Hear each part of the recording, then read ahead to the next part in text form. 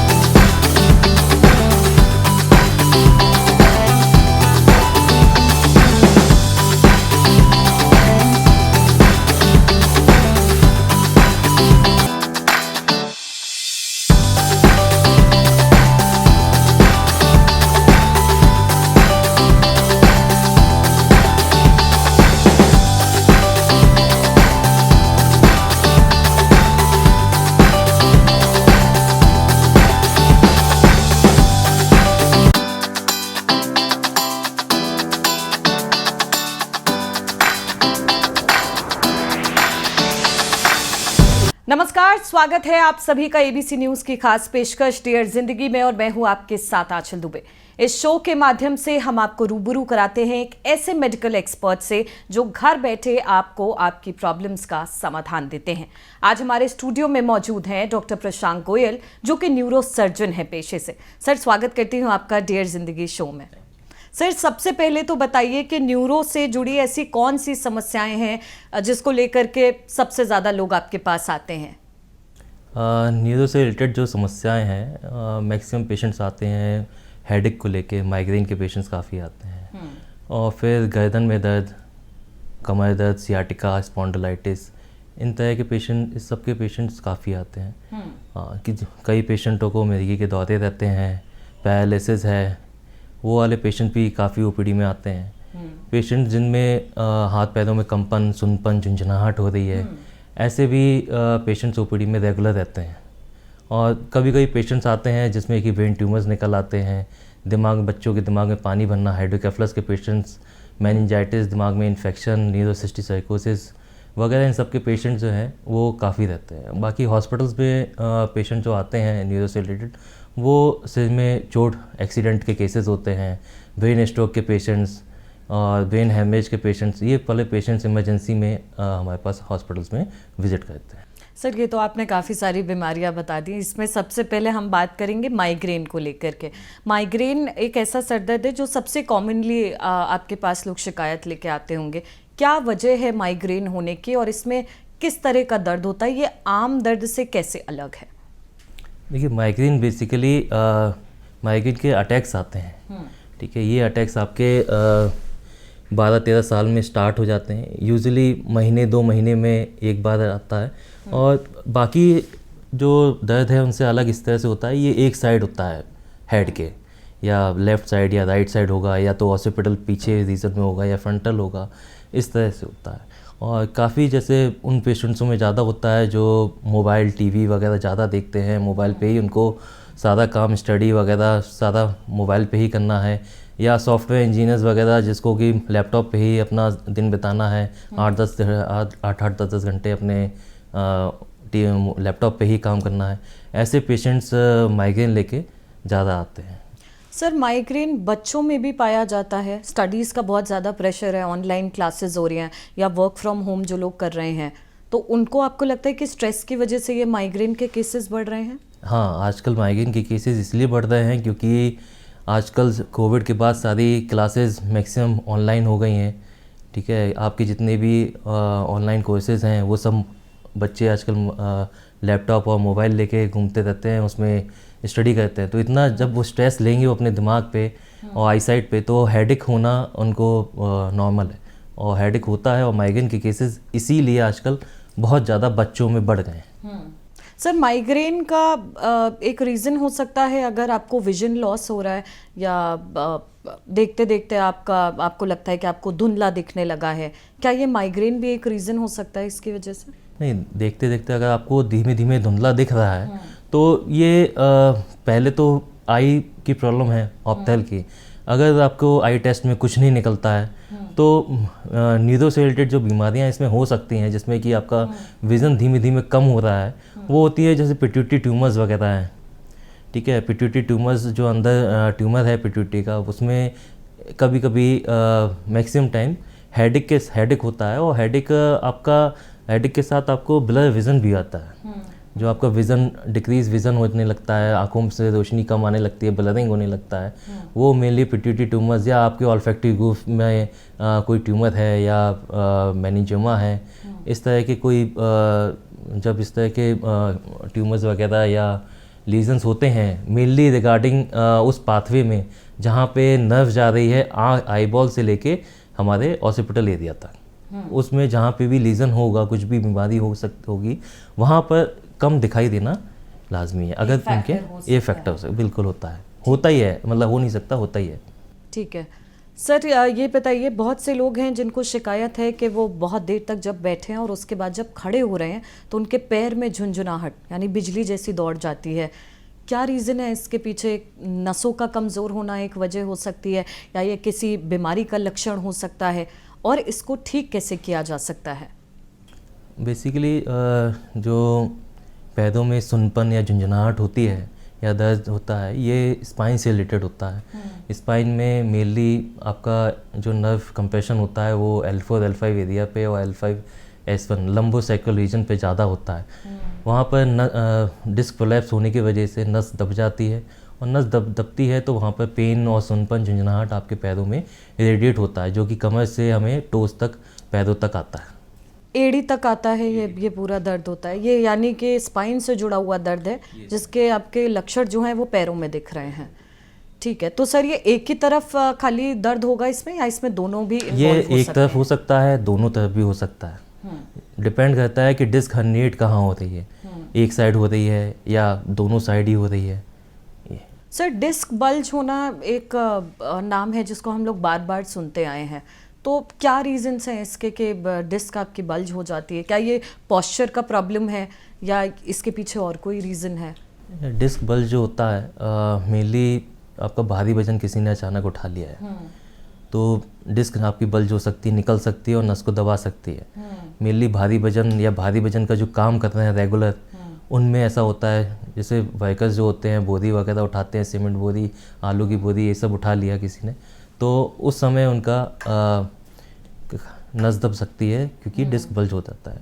घरों में है, हम लोग त्यौहार के मौसम में कभी किसी ने अपना फर्नीचर शिफ्ट किया है या सिलेंडर उठा लिया है किसी ने घरेलू कामों में, तो सिलेंडर उठाते वक्त आपका जो अलमारी वगैरह है, इन सबको खिसकाते वक्त या तो उस समय भी आपके फर्नीचर्स आप उठा रहे हैं, खिसका रहे हैं, उस समय भी डिस्क बल्ज हो सकता है। सर ऐसे ही बहुत सारे लोग हैं जो जिम जाते हैं, वेट लिफ्टिंग करते हैं, सही प्रोसीजर नहीं पता है वेट लिफ्टिंग करने का, किसी एक्सपर्ट की गाइडेंस में नहीं कर रहे हैं, तो ऐसे भी केसेस आते हैं आपके पास कि जिम गए थे और सर वहाँ पे वेट लिफ्टिंग कर लिया, हैवी वेट्स उठा लिए, उसके बाद ये प्रॉब्लम हो गई? हैवी वेट उठाने के बाद भी अगर आपने सही से नहीं उठाया है और वेट लिफ्टिंग आप कर रहे हैं या जिम में ज़्यादा काम कर रहे हैं, तो वो भी एक कारण है कि आपका उससे डिस्क बल्ज हो सकती है और वो नस को दबा सकती है। सर लंबे वक्त तक बहुत ऐसे लोग हैं जो बैठते हैं और जब खड़े होते हैं तो उसके बाद पैर में दर्द होता है, क्या सिर्फ साइटिका ही इसका रीज़न हो सकता है या और भी कोई बात हो सकती है? मतलब क्या ये न्यूरो की ही कैटेगरी में आएगा या और कोई रीज़न है? नहीं, न्यूरो की कैटेगरी में ही आएगा। आपका जो पेन है पैर में, जो हिप से लेके आपका टोस तक जा रहा है या नीज तक जा रहा है, समय लगता है नॉर्मल होने में पैर को। हाँ जी ठीक, तो वो ये डिस्क की ही प्रॉब्लम होती है। कभी कभी स्पाइन में फ्रैक्चर्स होते हैं जो L5S1 एरिया पे या L4 L5 पे स्ट्रेस फ्रैक्चर्स के कारण पास इंटरआर्टिकुलरिस पे हो जाते हैं। ये भी एक कारण है कि पीठ में आपके बैक एक रहता है और वो आपका दवाइयों से बहुत कम रिजॉल्व होता है। जब भी आप उठते बैठते हैं तो आपको एक पेन होगा वहाँ पर, चुभन जैसा दर्द होता है। वो हो सकता है चुभन है, बहुत ज़्यादा रेडिएटिंग पेन है, पेन सीवियर भी हो सकता है अगर वहाँ पे फ्रैक्चर है और जो कि पता भी नहीं लगता कि फ्रैक्चर हो गया है क्योंकि आप गिरे नहीं होते हो। आपका एक्सीडेंट नहीं हुआ होता है, आप तो आपको ये पता भी नहीं लगता है कि वहाँ फ्रैक्चर हो गया है। और ऐसा जब जांच कराते हैं हम, CT स्कैन, MRI, एक्सरे जब कराते हैं तब उसमें पता लगता है कि ये फ्रैक्चर हो गया है। क्या आप एक न्यूरोसर्जन हैं, तो इसको लेकर के आप हमें बताइए कि किस तरह से मिथ्स हैं जो इसको लेकर के आपके सामने आते हैं। लोग तरह तरह की बातें करते होंगे और आपको लगता होगा अरे देखो यार ये तो सच भी नहीं है। क्या मिथ्स हैं जो स्पाइन सर्जरी से रिलेटेड आपके सामने आते हैं? स्पाइन सर्जरी से रिलेटेड पहला मिथ तो यही है कि अगर स्पाइन छेड़ दिया जाएगा तो लोगों को लगता है कि अब वो पैर से चल ही नहीं पाएंगे, अपाहिज हो जाएंगे और बिल्कुल बेड रेस्ट पे रहना पड़ेगा उनको, काम पे भी नहीं जा पाएंगे। तो लोग, काफ़ी ऐसे लोग आते हैं जो बोलते हैं कि सर हमें ऑपरेशन नहीं कराना है क्योंकि हमारे फलाना जगह पे ऐसा ऐसा हुआ था और वो चल नहीं पा रहे हैं। तो ऐसा कुछ नहीं होता है। अगर आपका डिस्क का प्रॉब्लम है, L4, L5 या L5S1 या ऊपर किसी भी लेवल पे अगर आपका डिस्क बल्ज हो रही है और वो नसों को दबा रही है तो इसका ऑपरेशन बिल्कुल सेफ़ होता है और पैरालिसिस का ऐसा बहुत कम रिस्क रहता है, 1-2% का, इससे ज़्यादा का रिस्क नहीं होता है। इस बहुत बड़ा मिथ है कि पैर से बिल्कुल चल नहीं पाएंगे। सर ये बताइए कि आपने स्पाइन सर्जरी को लेकर के बताया कि किस तरह के मिथ्स होते हैं, पर सर ये बताइए कि क्या ये मेडिकेशन से ट्रीटमेंट नहीं दिया जा सकता है? कौन सी स्टेज पे आकर के आप ये फैसला करेंगे कि अब आपको सर्जरी करानी ज़रूरी है, इसके अलावा कोई ऑल्टरनेट नहीं बचा है? देखिए, जब पेशेंट, 2 तरह के पेशेंट होते हैं, 2 तरह के सिनेरियो होते हैं। एक तो बहुत ज़्यादा जब किसी को एक्यूट पेन होता है, किसी की डिस्क है, अचानक से कल तक नहीं बल्ज थी, आज बल्ज हो गई है, कोई भी उसने भारी वजन उठाया है, कुछ भी इस तरह का सिनेरियो उसके साथ हुआ है, तो वो एक्यूट जब उसको पेन होता है तो अगर उसमें MRI में आपका डिस्क बल्ज आ रहा है, लार्ज बल्ज आ रहा है, तो उस समय आपको ऑपरेशन कराना पड़ता है क्योंकि पेन बहुत ज़्यादा सीवियर होता है और डिस्क भी अगर इतनी ज़्यादा बल्ज है कि वो नसों को दबा रही है तो उसमें ऑपरेशन कारगर है और बिल्कुल सेफ़ है। और ऐसा नहीं कि उसके कुछ ऑपरेशन से पैर नहीं चले पाएंगे और बिल्कुल पेन भी बिल्कुल ठीक हो जाता है, नेक्स्ट डे ही पेन ठीक हो जाता है और पेशेंट 1-2 दिन में छुट्टी भी हो जाती है। और कई पेशेंट ऐसे होते हैं जिसपे कि लॉन्ग स्टैंडिंग पेन होता है, 6 महीने, 1 साल, 1.5 साल से वो उनको पेन ही होता है। तो ऐसे केसेस में हम पहले MRI करा के देखते हैं, उसमें अगर डिस्क उनकी इतनी ज़्यादा बल्ज नहीं होती है, अगर माइल्ड कंप्रेशन है नसों में या माइल्ड टू मॉडरेट कंप्रेशन है, तो उस समय हम उनको दवाइयों पे मेडिसिन के द्वारा ठीक करते हैं और उनको पेन किलर्स कम और नसों की दवाइयाँ ज़्यादा उनको दिया जाता है, जिससे कि उनकी जो नसों में दर्द है वो कम होता है। साथ में उनको फिजियोथेरेपी एडवाइस भी की जाती है और मेडिसिन्स प्लस फिजियोथेरेपी से उनको, काफ़ी पेशेंट्स को माइल्ड से माइल्ड टू मॉडरेट कंप्रेशन में आराम मिल जाता है। अब जिसमें दवाइयों और फिजियोथेरेपी के द्वारा भी आराम नहीं मिल रहा है तो वो नेचुरल केस है कि आपका ऑपरेशन के लिए जाएगा। और बाकी जिसमें अगर सीवियर कंप्रेशन है डिस्क में तो वो दवाइयों से ठीक करना ठीक नहीं है क्योंकि उसमें अचानक से भी आपको पैर में दर्द के कारण आपको कॉडा इक्विना सिंड्रोम एक होता है जिसमें कि आपके पैर में कमजोरी भी आ जाती है और पेशाब लैट्रिन में भी कमजोरी आ जाती है, वो आने के चांसेस रहते हैं अगर ज़्यादा डिस्क हर्निएट है, सीवियर कंप्रेशन है। तो सीवियर कंप्रेशन में हम एडवाइस करते हैं कि आपको तुरंत ऑपरेशन करा लेना चाहिए। लेकिन अगर माइल्ड या माइल्ड टू मॉडरेट कंप्रेशन है तो उसमें दवाइयों से काफ़ी पेशेंट्स ठीक हो जाते हैं। सर दवाइयों की बात की है, बहुत से ऐसे लोग हैं जो घर पे ही ट्रीटमेंट ले लेते हैं, पेन किलर ले लिया, दर्द हो रहा है कमर में पेन किलर ले लिया, पैर में झुंझुनाहट है कोई और दवा ले ली, सही तरीका उन्हें नहीं पता होता है। तो सर ऐसे लोगों को आप क्या सजेशन देंगे जो सेल्फ मेडिकेशन कर रहे हैं, नहीं पता है पेन किलर है खा लो? अगर सेल्फ मेडिकेशन तो हर समय एक हानिकारक चीज़ होती है। आपको कभी ऐसा दिक्कत है तो आप अपने पास के न्यूरो स्पेशलिस्ट को दिखाइए। और अगर आप पेन किलर लेते हैं तो पेन किलर एक मात्रा में लिया जाता है, ज़्यादा से ज़्यादा 2-3 दिन से ज़्यादा आपको लेने की आवश्यकता नहीं है। और इससे भी अगर आपका पेन नहीं ठीक हो रहा है तो आप एक न्यूरो स्पेशलिस्ट को दिखाइए ताकि वो आपको उस तरह से मेडिसिन्स दे जिससे आपको कि बॉडी को हार्म ना हो और आपको पेन में भी आपके रिलीफ हो। चलिए सर, ये तो हमने बात करी स्पाइन को लेकर के। अब हमें बताइए सर, ब्रेन हैमरेज क्या होता है? इसके केसेस काफ़ी सामने देखने को मिलते हैं और ये जो केसेस होते हैं ये काफ़ी सीवियर केसेस होते हैं, चांसेस कम रहते हैं लोगों के बचने के। क्या होता है ये पहले तो ये समझाइए और इसके लक्षण क्या है, इसको पहचाने कैसे कि किसी आदमी को ब्रेन हैमरेज ही हो रहा है, फर्स्ट एड क्या दिया जा सकता है, एक एक करके बताइए। देखिए ब्रेन हेमरेज तो दिमाग का नस फटना होता है और ये एक मेडिकल और सर्जिकल इमरजेंसी होती है। किसी को नहीं पता होता है कि पहले नस फटने वाली है या बाद में नस फटने वाली है। ये एक्यूट होता है और सडन होता है कि किसी की नस फट गई। और नस फटने के कारण होते हैं कि जब अनकंट्रोल्ड बीपी होता है, किसी का ब्लड प्रेशर, लोग ब्लड प्रेशर की दवा नहीं ले रहे हैं या ले रहे हैं तो कभी कभी ले रहे हैं, और अपना कई पेशेंट तो अपना ब्लड प्रेशर भी नहीं कभी नापते हैं, चेक कराते हैं। तो कभी जब आपका ब्लड प्रेशर एकदम से सडन एक्यूटली इंक्रीज़ होता है, ज़्यादा बढ़ जाता है, तो आपकी जो दिमाग में नसें हैं, जो पतली पतली नसें होती हैं, वो दिमाग की नस फट जाती है, जिसके कारण कि ब्रेन हेमरेज हो जाता है। और हेमरेज होता है तो मेनली हेमरेज देखा गया है ओल्ड एज में, और ठंड में ज़्यादा हेमरेज के केसेस आते हैं। और ओल्ड एज में पेशेंट प्रोन रहते हैं क्योंकि उनकी जो दिमाग की नसें हैं, खून की नसें, वो कमज़ोर हो जाती हैं। तो जैसे ही बीपी बढ़ता है तो ये नसें आपकी फटने के चांसेस ज़्यादा रहते हैं।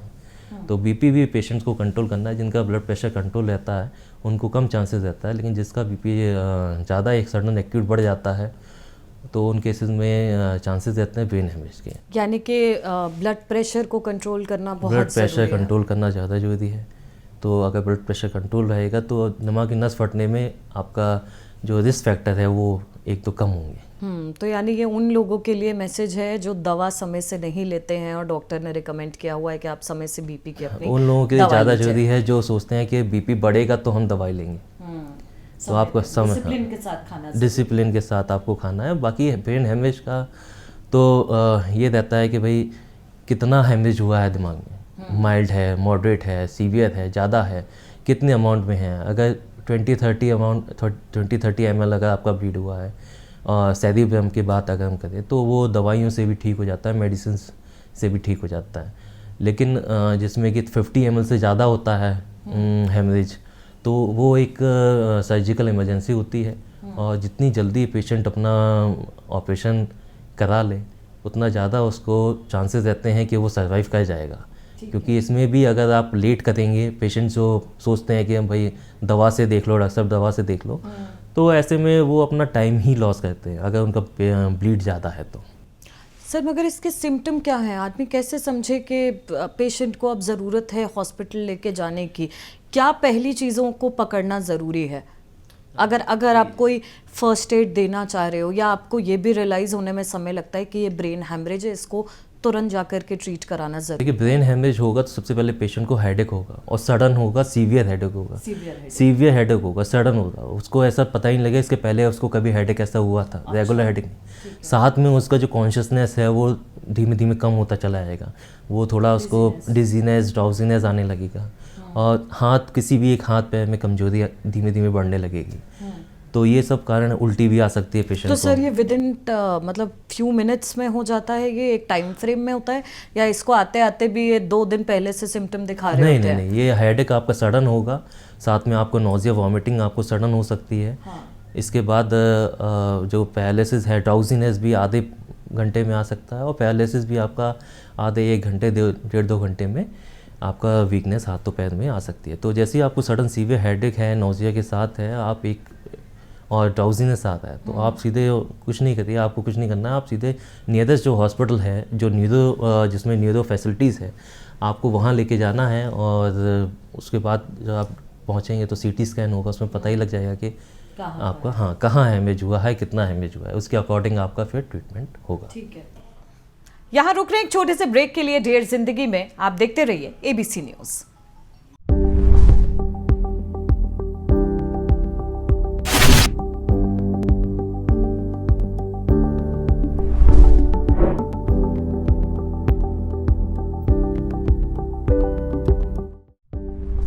This show was sponsored by Narayana Medical College and Hospital.